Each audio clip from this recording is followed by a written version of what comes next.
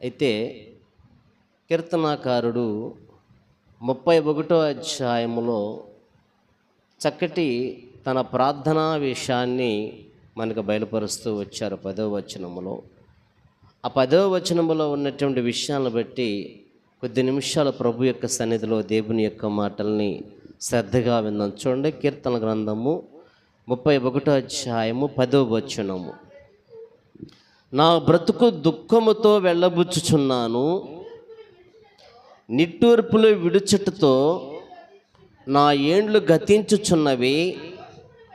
నా దోషమును బట్టి నా బలము తగ్గిపోవచ్చున్నది, నా ఎముకలు క్షీణించుచున్నవి అని భక్తుడైనటువంటి దావీదు మహారాజు గారి యొక్క మాటని అంటూ ఉన్నాడు.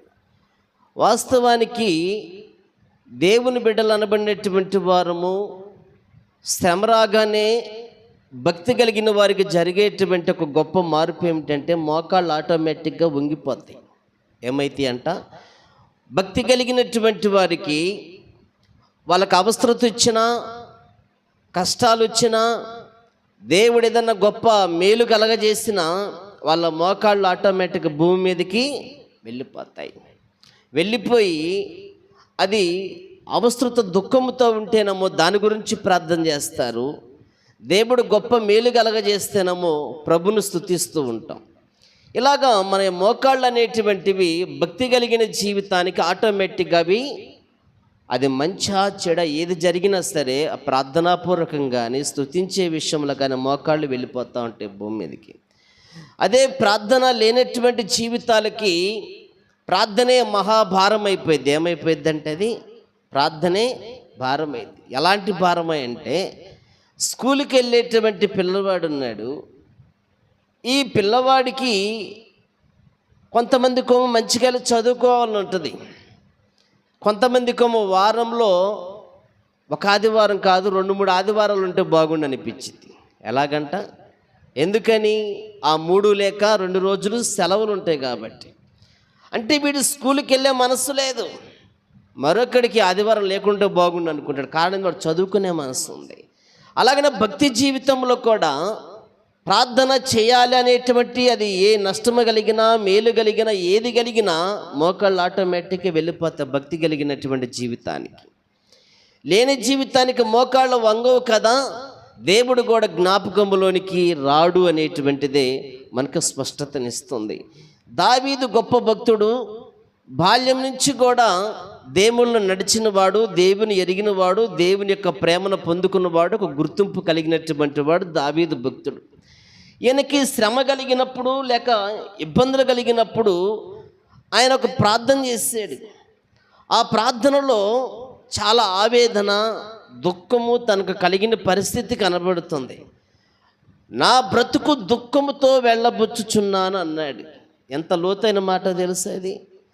నా బ్రతుకు, నా జీవితము, నేను బ్రతుకుతున్న పరిస్థితి ఎలాగెళ్ళబుచ్చుతుంది? దుఃఖంతో అంటే బాధ కలిగి, కన్నీళ్ళు కలిగి, వేదన కలిగి, తల్లిదండ్రులు ఉండి కూడా లేనివాడిలాగా, అన్నదమ్ములు ఉండి కూడా లేనివాడిలాగా, ఇలాగా అందరూ ఉండి కూడా లేనివాడిలాగా, ఒక అనాథలాగా అడవుల్లో, కొండల్లో, లోయల్లో శత్రువులు వెంటాడుతున్నప్పుడు పారిపోతూ తన జీవితంలో తను కాపాడుకుంటూ వెళ్ళి పరుగులు తీస్తున్నటువంటి గొప్ప విషయాలన్నీ. అందుకని ఆయన అంటున్నటువంటి మాట, నా బ్రతుకు దుఃఖముతో వెళ్ళబుచ్చుచున్నానన్నాడు. ఈ రోజుల్లో చాలామంది వాళ్ళ యొక్క బ్రతుకు సంతోషంగా, ఆనందంగా, విచ్చలవిడిగా జీవించడానికి ఇష్టపడతారు. దానికోసం ఎన్ని తప్పటడుగులైనా వేస్తారు, దానికోసం ఎవరినైనా సరే మోసగిస్తారు, దానికోసం ఎవరినైనా సరే హతమార్చడానికైనా ఇష్టపడతారు. కానీ భక్తుడు ఏమంటున్నారంటే, నా బ్రతుకు దుఃఖముతో వెళ్ళబుచ్చుచున్నాను, నిట్టూర్పులు విడిచట్లో నా ఏండ్లు గతించుచున్నవి. అంటే నిట్టూర్పులు విడిసేటువంటి విషయాలు తన యొక్క ఏండ్లు అనగా సంవత్సరాలు గతించిపోతా ఉన్నాయి. నా దోషమును బట్టి నా బలము తగ్గిపోయాను. మనము తగ్గిపోయినప్పుడు, మన బలహీనులమైనప్పుడు తిండి తగ్గిందనో, ఏమండి తిండి తగ్గిందనో, సరైన టయానికి అమరటం లేదనో ఏదో అనుకుంటాం.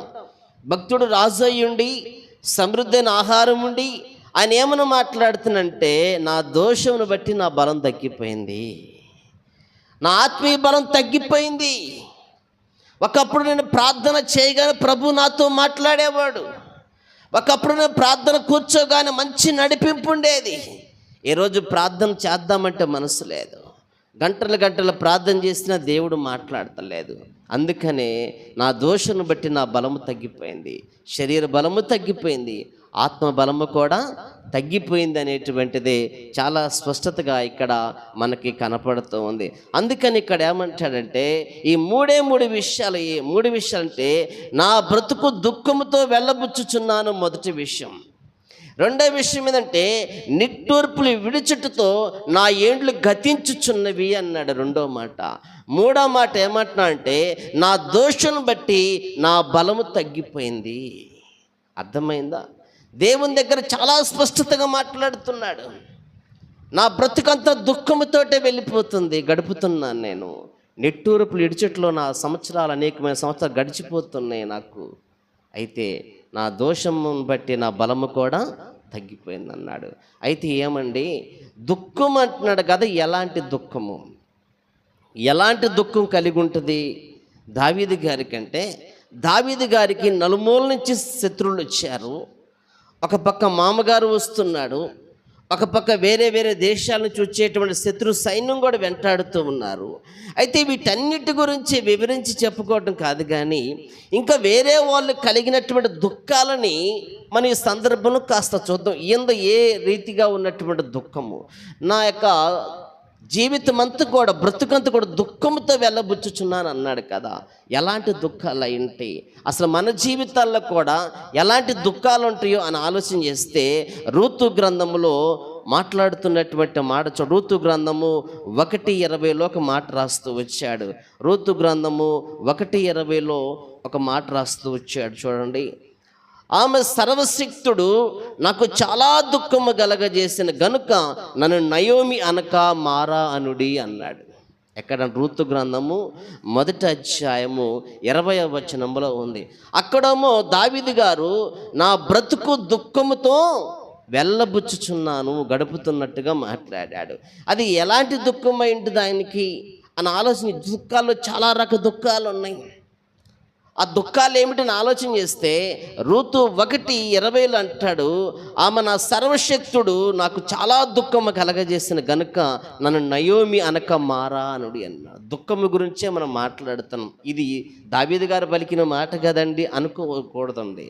దుఃఖము ఎలాంటి దుఃఖం పొందుంటాడో బహుశా మనకైతే తెలియదు. దుఃఖముతో అంటున్నాడు కనుకనే కొన్ని దుఃఖాలు, దుఃఖపడిన సందర్భాలు, ఆ ఏడ్చిన సందర్భాలు, ఆ బాధతో గడిపిన సందర్భాల్ని మనం కొంచెం జ్ఞాపకం చేసుకుంది. ఎందుకంటే మన జీవితాల్లో కూడా అలాంటివే ఉంటాయి కనుక.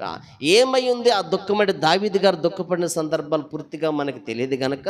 మరి కొంతమంది దుఃఖపడిన విషయాలు ఏమిటంటే, ఇక్కడ నయోమి అంటుంది, సర్వశక్తుడు నాకు చాలా దుఃఖము కలగజేసిన గనుక నన్ను నయోమి అనక మారా అనుడి. ఏమమ్మా, ఏమి దుఃఖం కలగజేశాడమ్మా నీకు అని అంటే ఆమె అంటుంది, నేను సమృద్ధి కలదానే వెళ్ళి తిని యెహోవాను రిక్తురాలుగా తిరగ రాజేశాను, మీరు నన్ను నయోమి అని పిలవనేలా అంటే, మోయాబు దేశము భర్తతోటి 2 మగపిల్లలతోటి నేను వెళ్ళాను. అయితే ఇప్పుడు ఎలాగొచ్చానంటే, ముగ్గురు లేరు. ఎవరు లేరంట? ముగ్గురు లేరు.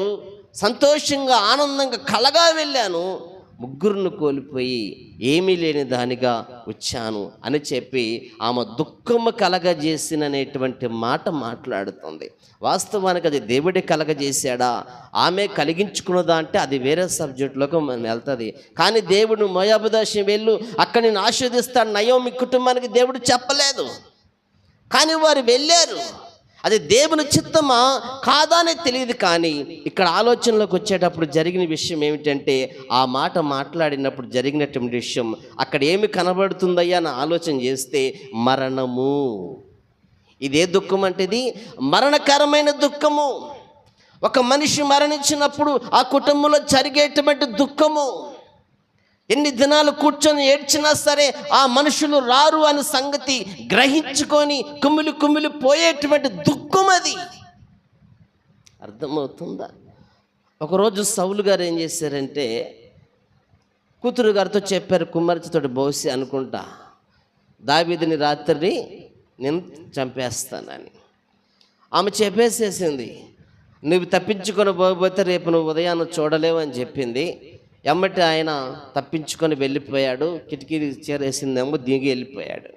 తర్వాత గృహదేవత బొమ్మను దాన్ని పరుండు పెట్టేసి దానికి మేక చర్మం ఏదో తలవైపు పెట్టేసేసింది. వెళ్ళిపోయారు. బయటకు సైనికులు తీసుకొని వచ్చారు, చంపుదామని చూసేటప్పటికి అక్కడ వేరేది దావీదు లేడు. కనుకనే దావీదుని ఎందుకు నువ్వు పారిపోయేటట్టు చేసావని చెప్పి తన కుమార్తెతో మాట్లాడతాడు. అంటే తన యొక్క మామగారే తను చంపటానికి వచ్చాడు. మరణం అనేటువంటిది ప్రాణాన్ని గుప్పెట్లో పెట్టుకొని ఒక్క నిమిషం ఆలస్యమైతే తన మామైన సౌలు చంపేసేవాడు దావీదు గారిని. అందుకని ఇక్కడ అంటున్నాడు బైబిల్ గ్రంథంలో, ఇక్కడ నయోమి అంటుంది, సర్వశక్తుడు అంట ఆమెకు దుఃఖాన్ని కలగజేశాడు. ఏమి దుఃఖం అంటే 3 మనుషులు మరణించారు నా ఇంట్లో. ఇది దేవుడు కలగజేసిన దుఃఖం కాదని అనుకుంటున్నాడు. తనకు తానుగా కలగజేసుకున్నటువంటి దుఃఖం. మనం కూడా దేవుడు ఒక్కటి చెబుతుంటే ఒక్కటి చేస్తాం. బైబిల్లో ఒక మాట ఉంది, నీ దేవుడిని యెహోవా నిన్ను మార్గంలో నడిపించుచుండగా నీవు ఆయనను విసర్జించటం వలన నీవు ఈ బాధను కలగజేసుకుంటివి అన్నాడు. ఏ బాధ అంట? కలిగి ఉన్నటువంటి బాధ, 3 మనుషులను పోగొట్టుకున్నటువంటి బాధ.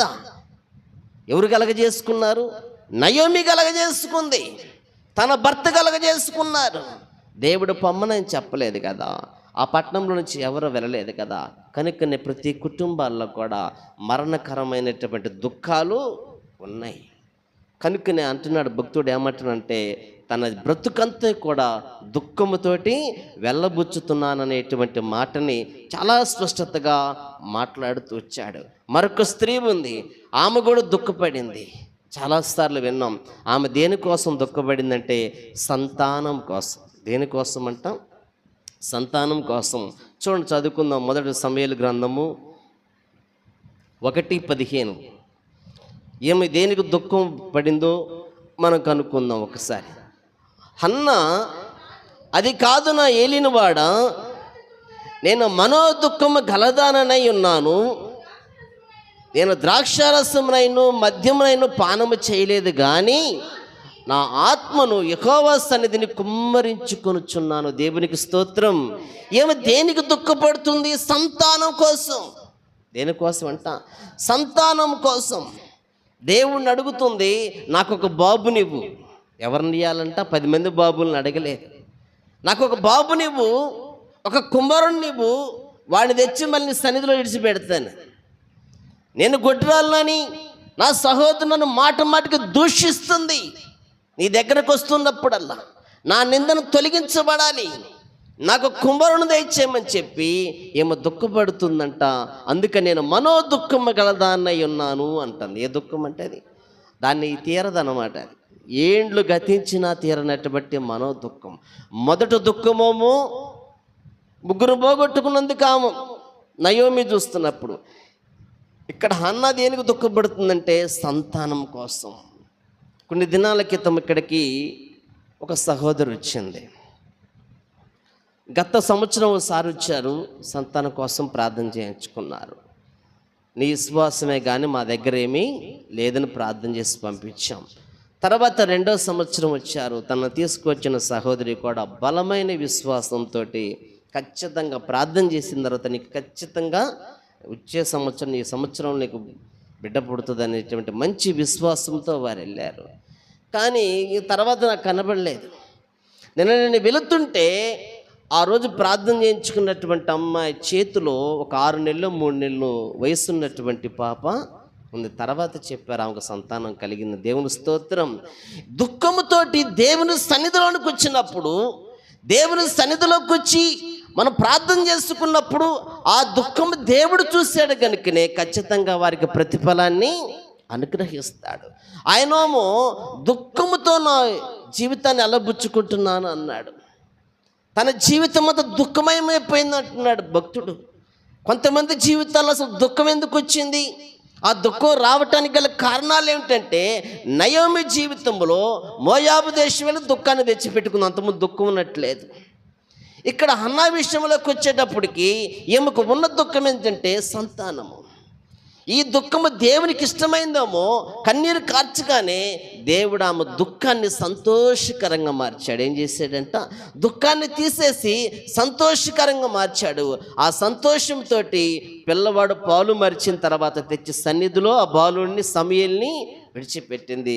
దానికి ప్రతిఫలంగా మళ్ళీ దేవుడు గొప్పగా 5 సంతానాన్ని దేవుడిచ్చాడు. దేవునికి స్తోత్రం. కనుకనే దుఃఖాన్ని దేవుడు తీసేస్తాడు. దావీదు గారికి తెలుసు ఆ సంగతి. కానీ పిల్లలు ఏం చేస్తూ ఉంటారంటే ఏడుస్తూ ఉంటారు. మనకి ఏదో పనుడి దగ్గరికి వెళ్ళలేదానికి ఏం చేస్తారు వాళ్ళు? చెప్పండి, ఏం చేస్తారు? ఎప్పుడైనా ఏడుస్తారు మీ పిల్లలు? చిన్నప్పుడు వాడు చిన్నగానే స్టార్ట్ చేస్తాడు ఏడుపు. మనం చూస్తూనే ఉంటాం.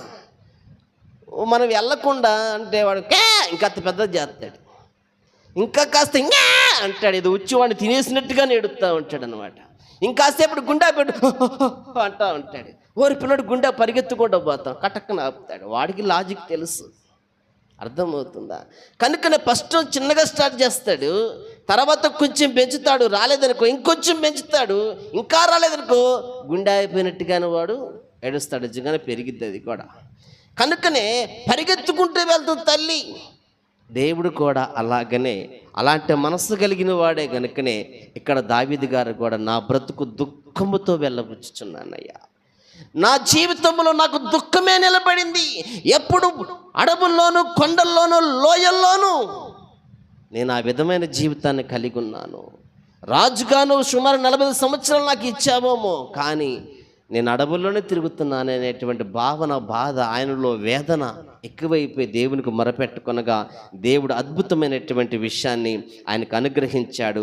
అందుకని ఇక్కడ భక్తుడైనటువంటి సమూయేలు ఏ విధంగా తన తల్లిగారు సంతానం కోసం దుఃఖపడింది సన్నిధిలోనికి వెళ్ళి దేవుడు సమూయేలుని ఇచ్చి తనకు కలిగిన దుఃఖాన్ని తీసేసేసి సంతోషంగా ఆమెని మార్చారు. అయితే మనకి ఉన్నటువంటి కుమారులు చాలామంది ఉంటారు, తల్లులు ఉంటారు, తండ్రులు ఉంటారు. వాళ్ళకి కొన్ని దుఃఖాలు వస్తుంటాయి. ఈ దుఃఖాలు ఎవరిని వస్తాయి అని ఆలోచన చేస్తే కుమారులు వాళ్ళు వస్తాయి. అంటే ఎలాంటి కుమారులు అంటే చదువుకున్న బుద్ధి లేనటువంటి కుమారులు. అంటే అలాంటి వారంట వాళ్ళు బుద్ధి లేనటువంటి కుమారులు వాళ్ళు వస్తాయంట. సామెతల గ్రంథం 10వ అధ్యాయం 1వ వచనంలో రాస్తూ వచ్చాడు. చూడండి, సామెతల గ్రంథం 10వ అధ్యాయం 1వ వచనం రాస్తూ వచ్చాడు. జ్ఞానము గల కుమారుడు తండ్రిని సంతోషపరచును, బుద్ధి లేని కుమారుడు తన తల్లికి దుఃఖము పుట్టించును. అర్థమవుతుంది ఇది. జ్ఞానము గల కుమారుడు అంటే తండ్రిని సంతోషం చేస్తాడు, తండ్రిని ఖుషిపరుస్తూ ఉంటాడు, ఆనందింపజేసే విధంగా ఉంటాడు. బుద్ధి లేనివాడు ఏం చేస్తాడంటే కుమారుడు తన తల్లికి దుఃఖాన్ని తెచ్చి పెడుతుంటాడు. దావీదు గారికి కూడా చాలామంది కుమారులు ఉన్నారు. అబషాలోము వల్ల దుఃఖం వచ్చింది, అమ్మోను వల్ల దుఃఖం వచ్చింది. అబషాలోము చివరికి ఏం చేశాడంటే అనేకులు తన ఇశ్రాయేలు ప్రజలందరినీ కూడా వారి దగ్గరకు వచ్చినప్పుడు, తీర్పు తెచ్చబడి దగ్గరకు వచ్చినప్పుడు మీకు తీర్పు తెచ్చటం ఈ విషయం అని చెప్పి వారి చేతులు ముద్దు పెట్టుకుని చాలామంది తన వైపు తిప్పుకుంటాడు. దావీదు వైపు వాళ్ళని 50% పైన తిప్పేసుకుంటాడు అటువైపు. ఈ విషయం తెలిసిన తర్వాత ఎంత దుఃఖపడి ఉంటాడు తండ్రి. ఈడు కుమారుడై ఉండి నాకు వ్యతిరేకంగా ఈ విధమైనటువంటి పరిస్థితిని చేశాడని దుఃఖపడి ఉంటాడు బహుశా. అలాగనే కాకుండా దావీదు కొండలకు పారిపోయినప్పుడు, వెళ్ళిపోయినప్పుడు, అప్పుడు పక్కనున్నటువంటి ఒక వ్యక్తి ఇచ్చిన సలహాను బట్టి తండ్రి ఉపపత్తులను కూడా మిద్దె మీద అబషాలోము కొడతాడు. దాన్ని తెలుసుకుని తండ్రి ఎంత కుమిలిపోయి ఉంటాడు. అందుకనే తన జీవితం మీద విరక్తి కలిగి నా బ్రతుకు దుఃఖముతో వెళ్ళబుచ్చుచున్నాను అంటున్నాడు. అందుకని ఇక్కడ గ్రంథకర్త, సామెతల గ్రంథకర్త అయినటువంటి సొలొమోను భక్తుని ద్వారాగా మనకి సిద్ధపరచబడినటువంటి దీనిలో ఏమంటున్నంటే బుద్ధి లేని కుమారుడంట తన తల్లికి దుఃఖాన్ని తెచ్చి పెడతాడు. జ్ఞానం కలిగినటువంటి వాడైతే తన తండ్రిని సంతోషపరుస్తూ ఉంటాడు, తల్లిని సంతోషపరుస్తూ ఉంటాడు. కానీ మనకున్నటువంటి కుమారులు బుద్ధి లేని వారా, జ్ఞానం కలిగిన వారా? ఒక్కసారి మనం ఆలోచన చేయాల. కొంతమందికేమో కుమారుల వల్ల దుఃఖం వస్తుంది, కొంతమందికేమో కుమారుల వల్ల సంతోషం కలుగుతుంది. కొంతమంది బుద్ధి లేని వారయ్యారు, కొంతమంది ఏమో జ్ఞానం కలిగినటువంటి వారయ్యారు. కనుకనే బాల్యం నుంచే భక్తుడు అంటాడు 22వ అధ్యాయం 6వ వచనంలో, బాలుడు నడవలసిన త్రోవను వానికి నేర్పుము, వాడు పెద్దవాడైంటే ముసలివాడైనప్పుడు కూడా తొలగిపోడు అని రాశాడు. కనుక పిల్లల్ని బాల్యం నుంచే మనం మంచిగా పెంచుకున్నప్పుడే దేవుడు గొప్పగా వారిని ఆశీర్వదిస్తాడని చెప్పేసేసి దేవుని యొక్క వాక్యం చాలా స్పష్టతగా మనతోటి మాట్లాడుతుంది. మొదటి దోము, నా బ్రతుకు దుఃఖముతో నేను వెళ్ళబొచ్చుచున్నాను అనేటువంటి మాట భక్తుడు మాట్లాడాడు. రెండో మాట ఏమాటంటే, నిట్టూర్పులు విడుచుట్లో నా ఏళ్ళు గతించుచున్నవి అన్నాడు. ఏమాట అంటే అది? నిట్టూర్పులు విడుచుటలో నా ఏండ్లు గతించుచున్నవి అన్నాడు. అంటే నిట్టూర్పులు అనేటువంటి దానికి ఒకటి మూలుగులు అనే ఒక పదం వస్తుంది, అర్థం వస్తుంది. రెండోది ఆక్రందన. ఏమిటంటే అది ఆక్రందన, లేకపోతే మూలుగులు అంటే నిట్టూర్పులు అనేటువంటి దానికి మనకు అర్థమయ్యేటువంటి కొన్ని ఏరియాలను బట్టి పదాలు భావాలు మారిపోతుంటాయి. కనుకనే ఒకటో ఆక్రందన అవుతుంది, రెండో విషయం ఏమొస్తుందంటే మూలుగులు అనేటువంటి పదం మనకు అర్థం అవుతుంది. కనుకనే ఈ యొక్క నిట్టూర్పులు విడిచెట్లో నా ఏళ్ళు గతించుచున్నాయి అంటే, నేను నిట్టూర్పులు ఇడుస్తూ దుఃఖపడుతూ ఆక్రందంతో మూలుగుతూ నేను జీవిస్తున్నాను. నా జీవితం ఇలాగ అంకితం అయిపోయింది.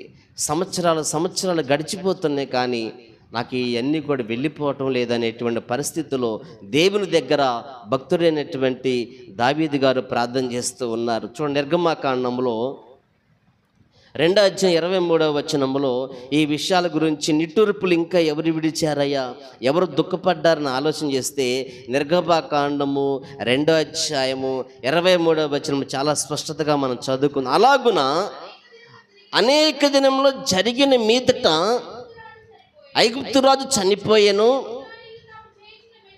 ఇశ్రాయేలు తాము చేయించిన వెట్టి పనులు బట్టి నిట్టూర్పులు విడుచుచు మొరపెట్టుచుండగా తమ వెట్టి పనులు బట్టి వారు పెట్టిన మొర దేవుని యొద్దకు చేరెను. దేవునికి స్తోత్రం. దావీదు గారు కూడా అందుకే పెట్టాడమ్మ. ఏం పెట్టాడంట?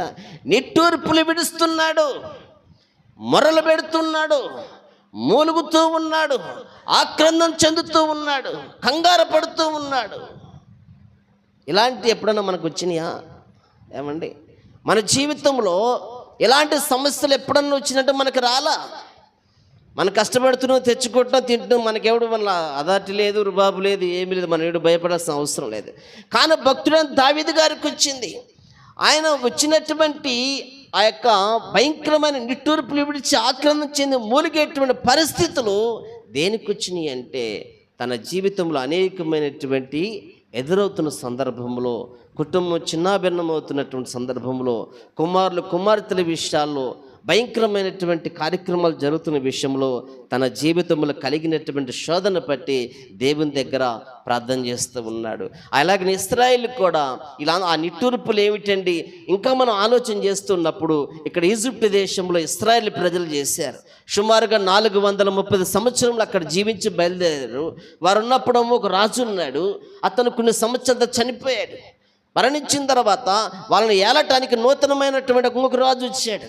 ఆడు వచ్చిన తర్వాత ఏం చేశాడంటే, వీళ్ళకి కఠినమైనటువంటి శిక్ష, కఠినమైనటువంటి పనులు, కఠినమైనటువంటి ఆజ్ఞలను వాళ్ళకి పెట్టేసేటప్పటికి ఇవి తట్టుకోలేక వాళ్ళు ఏం చేశారంటే దేవుని దగ్గర ప్రార్థన చేయటము ప్రారంభం చేశారు. అనేక దినంలో జరిగిన మీదట ఐగుప్తు రాజు చనిపోయాను, ఇశ్రాయేలు తాము చేసిన వెట్టి పనులను బట్టి నిట్టూర్పులు విడుచుచు, వెట్టి పనులు అంట, వాళ్ళ వల్లగానటువంటి పనులు కూడా ఇశ్రాయేలు ప్రజల చేత వాళ్ళు చేయించారంట. ఈ చేస్తున్న సందర్భంలో వారు మొరపెట్టారు, నిట్టూర్పులు విడుచుచు మొరపెట్టుచుండగా తాము పెట్టిన పనులను బట్టి వారు పెట్టిన మొరను దేవుని యొద్దకి చేరింది అన్నాడు. కనుకని దేవుని బిడ్డలైన వారు ఇశ్రాయేలు ఖచ్చితంగా శ్రమ పడ్డారు, వాళ్ళు శిక్షించబడ్డారు, అణిచివేయబడ్డారు, హింసించబడ్డారు.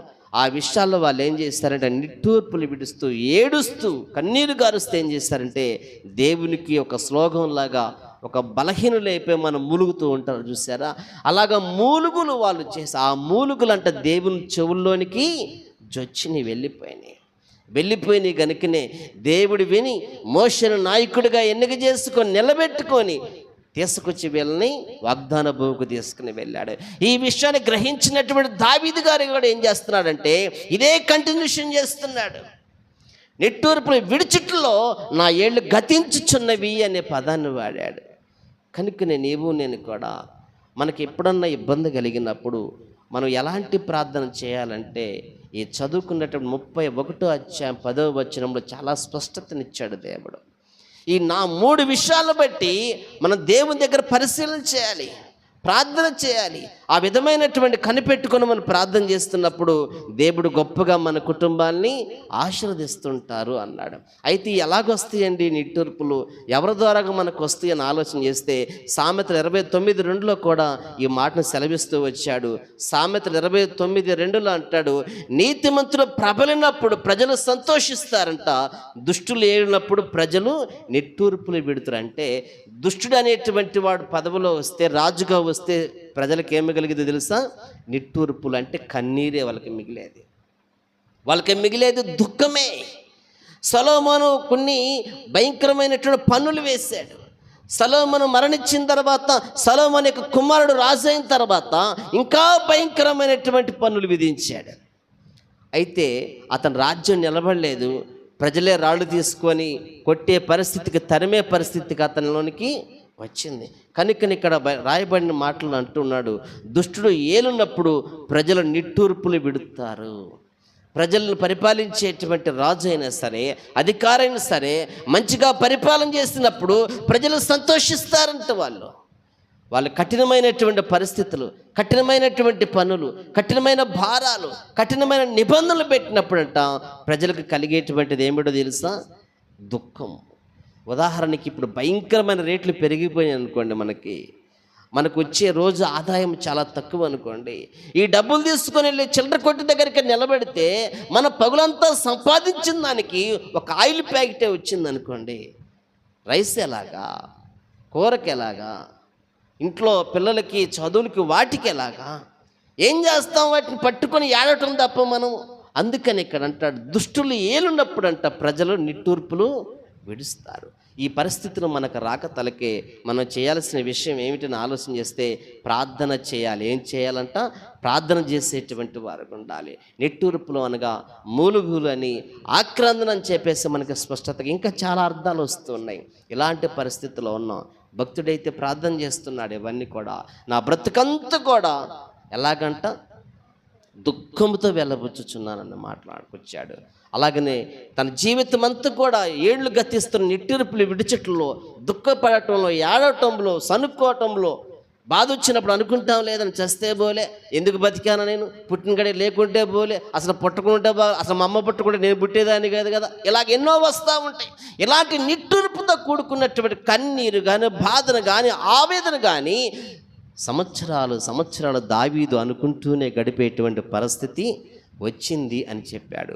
అలాగే ఇశ్రాయేలు ప్రజలు కూడా ఈజిప్ట్ దేశంలో ఉన్నప్పుడు వాళ్ళు పెడుతున్నటువంటి శ్రమను బట్టి, కష్టాలను బట్టి, ఇబ్బందులను బట్టి చావలేక, బ్రతకలేక వాళ్ళు కూడా విధముగా అబ్రహాము, ఇస్సాకు, యాకోబులు, దేవా మా పితరులతోటి మీరు ప్రమాణాలు చేశారగయ్యా, మమ్మల్ని రక్షించండి అని ప్రార్థన చేస్తే ఆ మూలుగులు, ఆ ఆక్రందన, ఆ నిట్టూర్పులు దేవుడు విని వారిని బయటికి తీసుకొని వచ్చాడు. అద్భుత కార్యాలు ఎన్నో చేశాడు ఆ దేశంలో, చేసి వారిని బయటికి తీసుకొని వచ్చినట్టుగా బైబిల్ గ్రంథంలో మనకి కనబడుతుంది. దానికి విడుదల అనేటువంటిదే మనం చూడాలి. అలాగని మూడో విషయం, నా దోషను బట్టి నా బలము తగ్గిపోవచ్చున్నది. ఏ దోషం అంటే అది ఏమన్నా? నాలుగో విషయం, నా దోషం అంటే పాపమా కాదా? పాపాలే కదా. ఎప్పుడన్నా మనకు బలహీనత వచ్చినప్పుడు, ఒక బలహీనత వచ్చినప్పుడు ఇది నా దోషాన్ని బట్టి అని అనుకుంటాం మనం. ఎవరైనా అనుకుంటామా? అరే డాక్టర్ ఫోన్ చేయి, ఎవరు ఫోన్ చేయాలంట, ఆ డాక్టర్ ఫోన్ చేయి, లేకపోతే బండి దగ్గర రెడ్డిగూడెం పోదు, లేదా ఇక్కడ కాదు సత్రంబిల్లు పోదు, అక్కడ కాదు గుంటూరు పోదు, ఇలాగ వెళతామే. కానీ దేవుని బిడ్డలము ఏ రోజైనా సరే కూర్చొని ప్రార్థన చేశామా? సరే చూపించుకో, అది వద్దనే వైద్యం చేపించుకోవద్దు అని బైబిల్లో ఏం లేదు, చేపించుకోవచ్చు. అయితే అది ఎందుకు వచ్చిందో మనం ఏనాడన్నా పరిశీలన చేసాం ప్రభు దగ్గర? చేయలేదు.